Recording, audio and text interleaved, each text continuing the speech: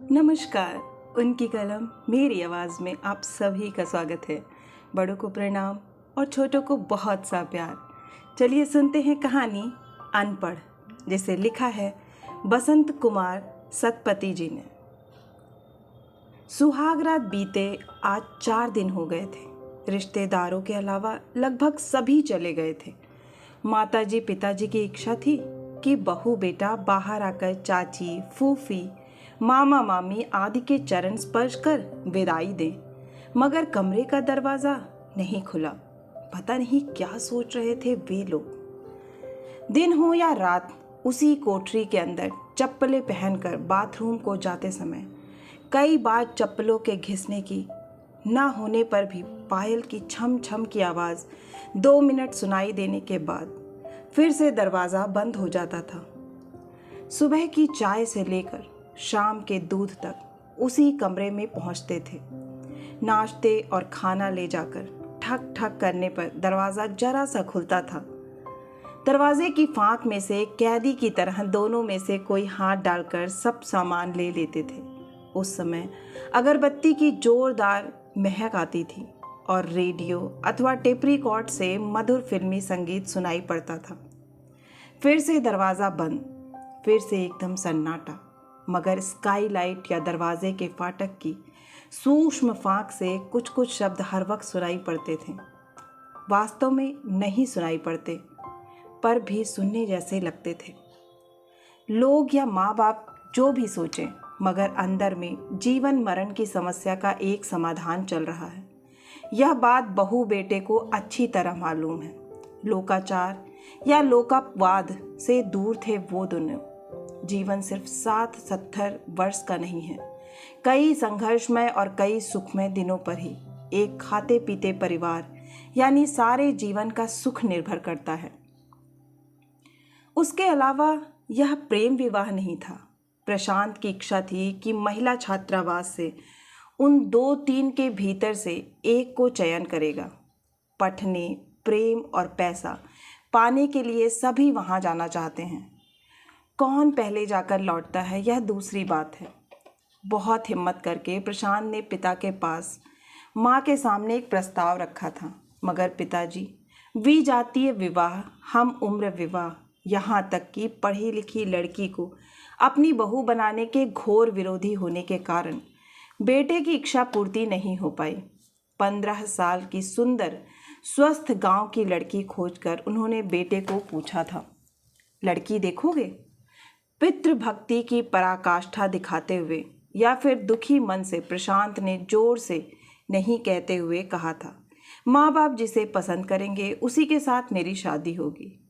वही बात हुई। उस समय केवल एडजस्टमेंट की ज़रूरत थी। शारीरिक सुंदरता से तो संतुष्ट था प्रशांत, मगर आत्मिक सौंदर्य के बारे में कैसे कहा जा सकता था? छात्रावास में शारीरिक या रूप रंग से सुंदर नहीं होने पर भी आत्मिक या बौद्धिक सौंदर्य बहुत ज़्यादा होता है। प्रशांत के जीवन की यह ट्रेजेडी थी कि उसकी शादी एक अशिक्षिता के साथ हुई थी और उसके जीवन का आदर्श छिन्न भिन्न हो गया था। इसलिए वह पूरी तरह कोशिश कर रहा था कि किस तरह वह दोनों त्रिभुज को समान कर सके।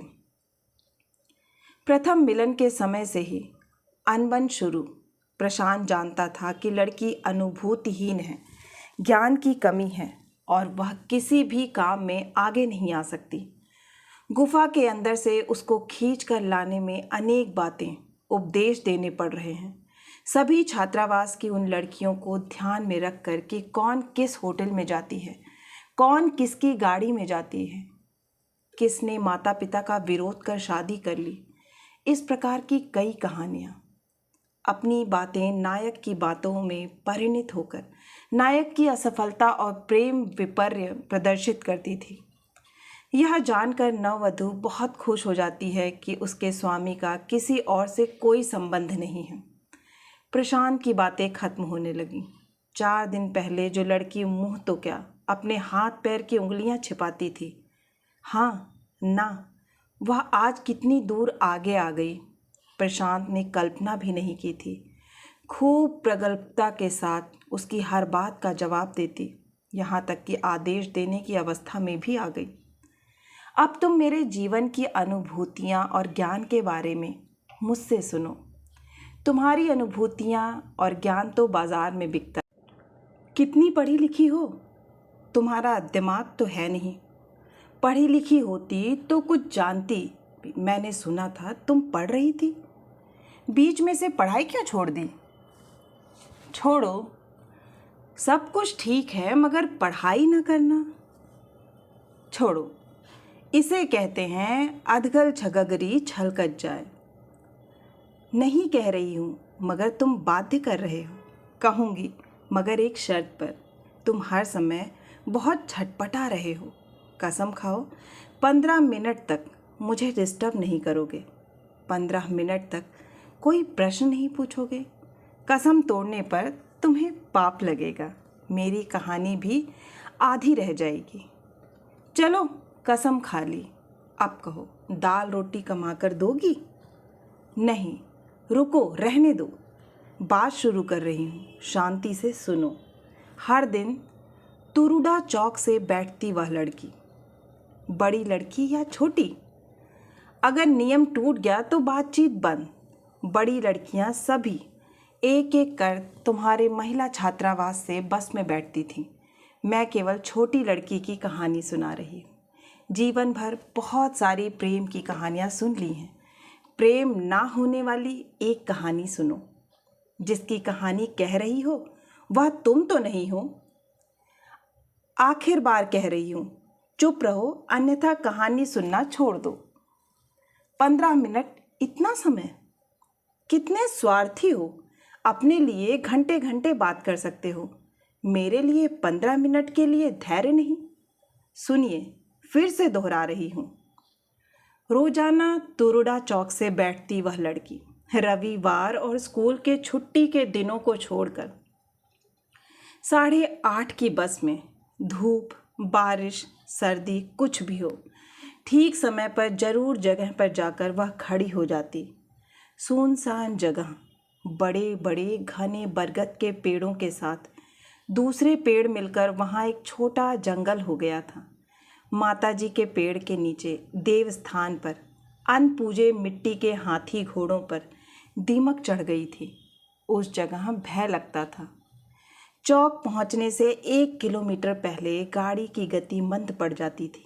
पुलिया के ऊपर से राक्षस की तरह बस जब भी आती तब वह लड़की अपना सामान लेकर तैयार हो जाती थी। जब गाड़ी पूरी तरह से रुक जाती थी, हेल्पर बस का दरवाज़ा खोलकर श्रद्धापूर्वक बुलाता, आओ बेटी आओ। लड़की के चढ़ते ही ड्राइवर बोलने लगता है, हमारी बेटी आ गई। हमारी बेटी हर दिन सही समय पर आकर खड़ी हो जाती है। वह लड़की जल्दी से कूदकर चढ़ जाती थी। बस के यात्री लोग नए छोटे यात्री की ओर देखने लगते। ऊपर में सफ़ेद कुर्ता जिसमें से थोड़ी सी नीली पेंट दिखती थी। शहरों में माताएं मिशन स्कूल जाने वाली लड़कियों को जिस तरह सजाती हैं, उन्हीं की नकल करते हुए शहर के पास वाली गांव की माताएं भी अपनी बेटियों को वैसे ही तैयार करती। लेकिन गांव की छाप पूरी तरह से मिटा नहीं पाती।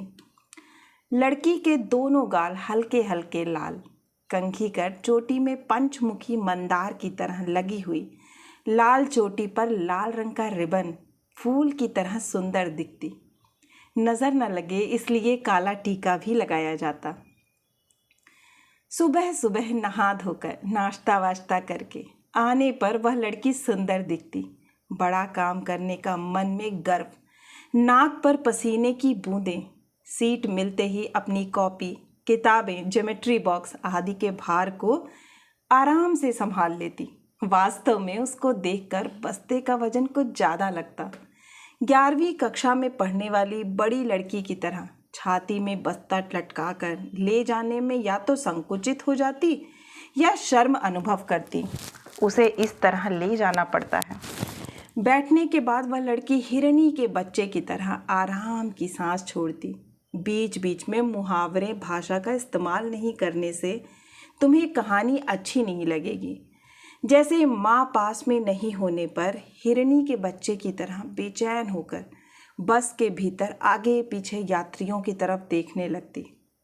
माँ बाप जिस गांव में हैं उस तरफ देखते देखते पेड़ पौधे के आड़ में गांव पार हो जाता था। वास्तव में लड़की असहाय अनुभव करने लगती यदि ड्राइवर, कंडक्टर, हेल्पर से लेकर सभी जवान बुजुर्ग उसे आदर के साथ ना बुलाते। चेकिंग होने का जब डर होता, केवल उसी दिन लड़की को टिकट का टुकड़ा बढ़ा देता कंडक्टर। शायद कंडक्टर अपने हाथ से पैसा देता।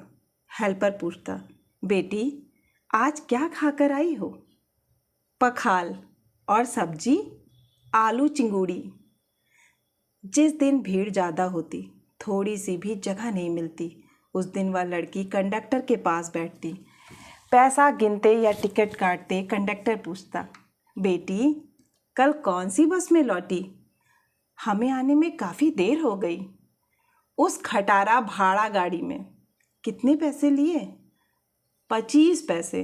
कभी कभी मौका मिलने पर ड्राइवर भी पीछे की तरफ देखकर कहने लगता, अभी याद दिलाना बेटी के लिए कॉलेज चौक से हैदराबादी अंगूर लेना है। भले ही लड़की को गुस्सा नहीं आता, मगर ज़्यादा बातचीत करने की इच्छा नहीं होती थी। कई दिनों से आदमियों के साथ यात्रा करने से उसका डर खत्म हो चुका था। प्रश्नों के उत्तर तपाक से देने लगी। प्रश्नों का जवाब देने से लोग प्यार की दृष्टि से देखते और उत्तर नहीं देने पर मुंह फेरने लगते। उसकी अंतरात्मा की छोटी सी दुनिया में बड़े बड़े लोग न घुसे, वह चाहती थी। एक दिन जब वह अपने स्कूल और पढ़ाई अथवा माता पिता के बारे में सोच रही थी, अचानक एक बुजुर्ग ने उसे धमकाते हुए लहजे में पूछा, ऐ लड़की, तुम्हारा नाम क्या है? अगर एक बार उसने उत्तर दे दिया तो फिर प्रश्नों की झड़ी लग जाती थी। वह लोगों के मुंह को कम देखती थी, मगर लोग उसके भोले मुंह की तरफ देखते, उसके बात करने की शैली पर ध्यान देते, उसकी बातों का मज़ा लेते। मोटर स्टाफ के साथ घरेलू आदमी की तरह बात करते देख यात्री लोग भी तरह तरह की बातें पूछते। वही, तुम्हारा नाम क्या है से आरंभ। पिताजी क्या करते हैं? कुछ नहीं करते, घर पर बैठे हैं, खेती करते हैं। जमीन जायदाद कितनी है?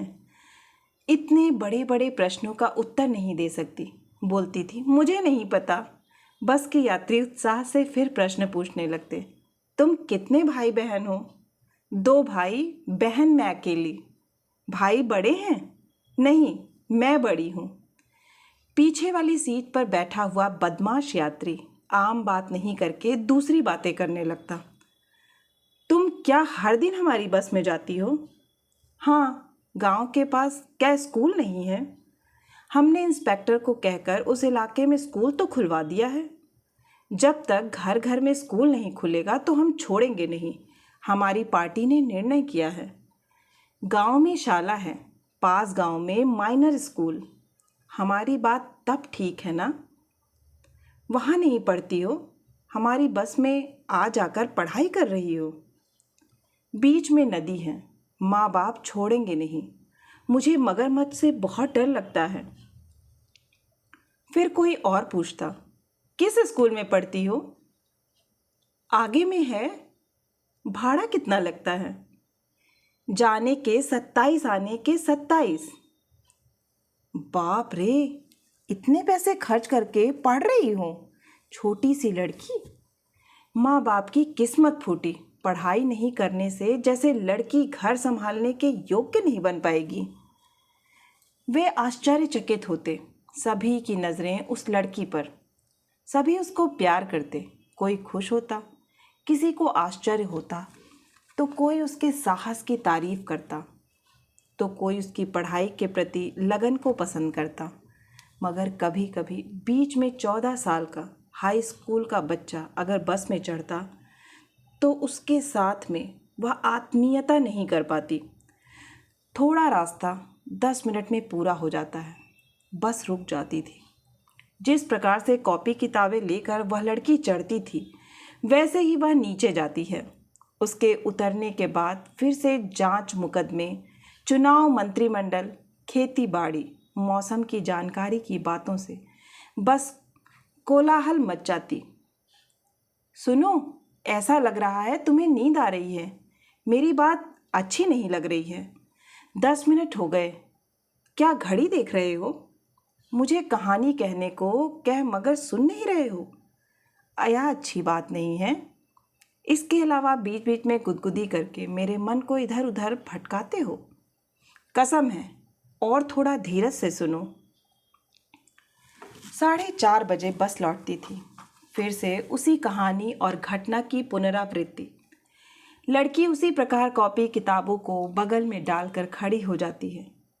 वहीं अपनी बेटी खड़ी है। वहाँ से फिर आरंभ।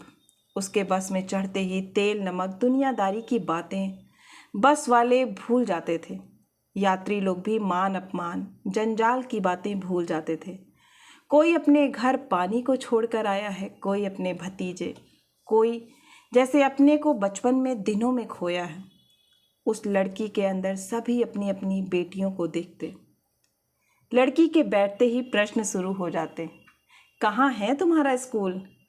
टिन के छप्पर वाले लंबे घर की तरफ इशारा करते हुए लड़की कहती, वह घर। खाली लड़कियां पढ़ती हैं या लड़के लड़कियां दोनों? कितने बच्चे पढ़ते हैं? और दूसरा आदमी पूछता, सब मिलाकर 112 लड़के लड़कियां। तुम्हारी तरह सभी छोटे छोटे? मेरे से बड़े बड़े हैं।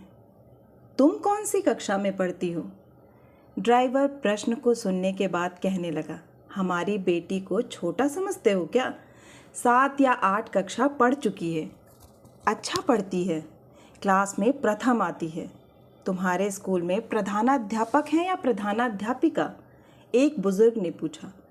प्रधानाध्यापक हैं और मैडम भी हैं। इन कान की बालियों की क्या कीमत है? एक और ने चुपके से पूछा। औरतों के प्रश्न का उत्तर देने में लड़की को कष्ट होता था। तुरुणा चौक पहुंचने में 1 किलोमीटर का रास्ता बचा था कि लड़की उठकर खड़ी हो जाती थी। ड्राइवर कहने लगा, इतनी जल्दी क्या है बेटी? चौक आने दो, बस रुकेगी। हम क्या तुझे लेकर चले जाएंगे? सर्दी के दिनों में बर्फीली हवा बहने से कोई यात्री उसे चद्दर उड़ा देता था। बारिश होने पर कंडक्टर अपनी तरफ से छाता मंगा देता था। एक दिन लड़की के उतरते समय जल्दबाजी में ज्योमेट्री बॉक्स खिसक कर गिर पड़ा। साथ ही साथ इंजन बंद, रोशनी हो गई। कंडक्टर हेल्पर यात्रियों में एक दो ने खोजकर रबर, त्रिभुज, चौक, छुट्टे पैसे, पेंसिल, सेफ्टी पिन और कई चीज़ें खोजकर बॉक्स में डाल दिए। गाड़ी 5 मिनट खड़ी रही। किसी को भी कोई आपत्ति नहीं थी। और एक दिन की कहानी।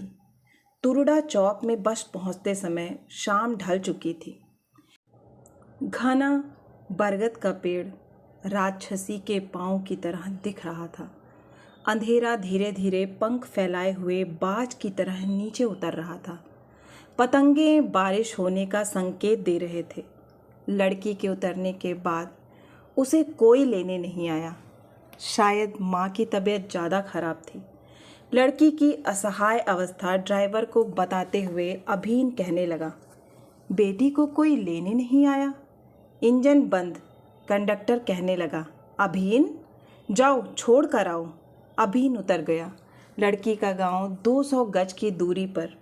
आज गाड़ी को देर लगने से यात्रियों और कंडक्टर में बहसा बहसी शुरू हो गई, क्योंकि किसी यात्री के पिताजी के लिए बस 5 मिनट भी नहीं रुकी थी। इसी विषय पर रास्ते में यात्री लोग चर्चा कर रहे थे। लगभग 15-20 मिनट बस खड़ी रह गई। किसी भी यात्री ने ऊँ तक नहीं किया। इतना प्रेम था उस लड़की पर। रविवार के दिन लड़की नहीं आती थी। सभी यात्री उसको याद करते हैं। आज बेटी नहीं आएगी। किसी के मुंह से अचानक यह बात निकल गई। इतने प्रेम से 1.5 साल गुजारा। यात्री, बस स्टाफ सभी उसे प्रेम तो करने लगे। उसके प्रणाम स्वरूप टॉफ़ियाँ, चॉकलेट, अंगूर, केला आदि नहीं चाहने पर भी चीज़ें देने लगे। प्रेम से देने वालों की चीज़ें वह मना नहीं कर पा रही थी। किंतु आश्चर्य की बात थी कि इतना प्रेम पाकर भी वह धीरे धीरे मृण्मय हो गई। सभी का ध्यान लड़की के चेहरे की तरफ गया। वह पहले से और ज़्यादा दुबली हो गई थी। आँखों और चेहरे पर दुखों की छाया, गाड़ी पर चढ़ती है, बैठती है, उतरती है, कहीं भी जैसे कोई उत्साह नहीं, मानो वह कोई प्राणी नहीं होकर एक मशीन बन गई हो। वर्ष 1.5 वर्ष पहले जो प्रश्न पूछे जाते थे, आज भी वही पुराने प्रश्न। उत्तर देने में उसकी कोई इच्छा नहीं। विरक्ति भरा खट्टा मीठा मिजाज। जिन लोगों को देखने से उसे अच्छा लगता था, वही लोग आज उसे खा जाएंगे, ऐसी उसकी धारणा बन गई। बेटी, तुम्हें क्या हुआ है? एकदम चुपचाप रहती हो। माँ की तबीयत ठीक हो गई? हाँ, चेहरा सूख गया है, छोटा हो गया है, आंसू भी सूख गए जैसे लग रहे हैं। आंखों के नीचे काले काले धब्बे। मास्टर लोग क्या गाली देते हैं? परीक्षा में पेपर खराब हुए हैं? नहीं, वही एक शब्द का उत्तर। सभी ने महसूस किया कि बूढ़ी को कोई ना कोई बहुत बड़ी तकलीफ है, नहीं तो इतना प्रेम पाकर खुश होने की जगह दुखी क्यों है। उन्हें क्या पता बच्ची स्कूल में कैसे रहती है, क्या करती है। लड़की को बस में जितना प्यार मिलता था, उससे भी बहुत ज़्यादा उसको स्कूल में मिलता था। प्यार देने के लिए मास्टर के अंदर स्पर्धा थी। वह अच्छा पढ़ती थी। गणित, अंग्रेजी, साहित्य के अध्यापक सभी उसकी मदद करने के लिए तैयार रहते थे। उसका संदेह दूर करने के लिए आग्रह करते थे। लड़की के गाल, चेहरा, चोटी, आँखें बहुत सुंदर थी। सब तरह तरह के उसका आदर सत्कार करते थे। दूसरी लड़कियां उससे ईर्ष्या करती थी। वह क्या प्रेम मांगती हुई घूमती? उसको तो सभी बिना बोले देते थे। परीक्षा में हमेशा वह प्रथम रही। साथियों ने कहा, सर मैडम लोग सब पक्षपात करते हैं, उसको सब बता दिया होगा। नहीं तो वह खुद कहाँ मेहनत करती है। प्यार की वजह से वह फर्स्ट आई है। लड़की और बस से आना जाना नहीं करती है। जो लड़की आखिरकार कितनी दूरी तक लोगों को आनंद देती थी, उसकी छोटी याददाश्त कमज़ोर होते होते ख़त्म हो गई। लड़की ने पढ़ाई छोड़ दी। एक दिन हेडमास्टर ने उसके बाप को बुलाकर कहा कि बेटी आजकल और नहीं आ रही, क्या हुआ? अच्छा पढ़ती थी, सभी उसे आदर और प्यार करते थे, उसको पढ़ाओ, 1-1.5 साल में मैट्रिक फर्स्ट डिवीज़न में पास कर लेगी। पिता कहने लगे, मैंने लड़की को बहुत समझाया, उसने एक ही जिद लगा रखी है और नहीं पढ़ेगी। ज़्यादा समझाने पर ज़ोर ज़ोर से रोने लगी। इसके अलावा इसकी तबीयत और मन भी ठीक नहीं रह रहे हैं। मैंने सोचा नहीं पढ़ने से भी चलेगा, पढ़ाई करने से कोई स्वर्ग मिलता है। कोई अच्छा वर देखकर उसकी शादी कर देंगे। जितना पढ़ी उतने में अपना घर संभाल लेगी। लड़की अनपढ़ रह गई। 8 दिन हुए उसे शादी हुए। प्रशांत बाबू चुप्पी तोड़ते हुए कहने लगे, मैं तुम्हारी 15 मिनट की कहानी कब से समझ गया था कि बेटी कौन है। यह तो तुम अपनी आत्मकथा कह रही थी, इसलिए मैं चुपचाप सुन रहा था, नहीं तो कौन आदमी इतना वक्त बर्बाद करेगा। यह कहानी क्यों सुनाई जानते हो? मैंने कहा था ना, तुम्हें अगर तुम पढ़ी लिखी होती तो मैं तुमको और अधिक प्यार करता। फिर किस प्यार की बात करते हो? इस प्यार की खातिर ही तो मैंने अपनी पढ़ाई अधूरी छोड़ी। तुम्हारा पैर कहने से हाथ, होंठ कहने से मुंह, हमेशा तुम्हें खलबली मची रहती है। मुझे बहुत डर लग रहा है, ये जो नया पाठ पढ़ा रहे हो वह भी कहीं आधा ना रह जाए। तुम्हारे भीतर मैं एक गुरु को देख रहा हूँ। यह कहकर प्रशांत कहने लगा, अभी ट्यूबलाइट बंद करके बेड लैम्प जलाओ। आशा है कि आपको यह कहानी बहुत ही पसंद आई होगी, और अगर पसंद आई है तो एक लाइक करें, अपनों के साथ शेयर करें। और हाँ, अगर आप इसी तरह की मनोरंजक कहानियाँ सुनना चाहते हैं तो इस चैनल से जुड़ना ना भूलें और चैनल को सब्सक्राइब करें। फिर मिलती हूँ एक नई कहानी या कविता के साथ। तब तक के लिए आप सभी का सुनने के लिए बहुत बहुत धन्यवाद।